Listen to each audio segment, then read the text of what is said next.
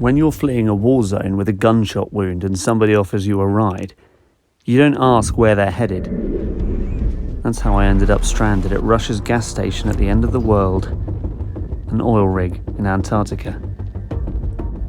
For years, NOPATs across the globe have relied on Russia for their oil, but it's clear things are changing.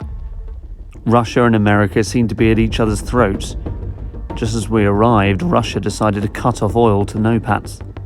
The price to turn the spigot back on is singular allegiance to Russia, a price Oz is unwilling to pay. It's practically a hostage situation, says specialist Konstantin Angel, whose own vessel had been stuck here for 3 weeks. War is coming, my friend, and everybody knows it.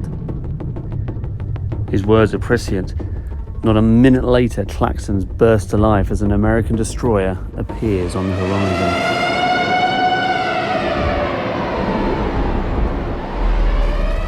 By 1939, with rising sea levels, nations finally understood to leave Antarctica's ice alone.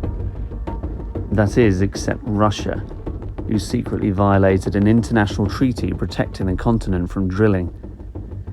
A remote science facility quietly became a refining operation responsible for 4,000 barrels of crude daily. It's only a matter of time until America comes for this place, whistles Angel. And not to save the penguins. Over time, more NOPAT vessels wind up stranded here, debating the offer of fuel for fealty. The cold and isolation are crippling. Many take the bargain. Short-sighted NOPAT shouldn't choose sides, grunts Konstantin. Think of Poland in World War I. The country hadn't been on a map for 150 years, and the Polish Legion did whatever, for whomever, to make sure that when the dust settled, they had a country again. Sometimes war is the only way home. That last line. I've heard those words before. From Oz. It's a rallying cry. But this isn't a few thousand fighting for a flag. This is 1.2 billion with little to unite them. NOPATs aren't the Polish. They're a powder keg.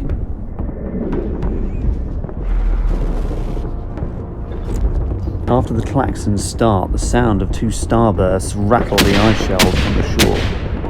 I understand enough Russian now to catch 2 words: cowboys and war. The American ship returns a warning shot from its cannon as a confident voice blaring from the ship's radio orders the Russians to stand down. That's when I notice the ship is flying the NOPAT emblem, not Old Glory. I'd later learn Oz had sent in his most trusted captain to extract the stranded NOPATs that Russia was trying to coerce. I raced to be among the refugees boarding the ship, designated MFS 04 Exodus, with Angel's words echoing in my ears. There's a fight coming that I want nothing to do with, and yet here I am on a warship. Perhaps Oz is right. War is the only way home.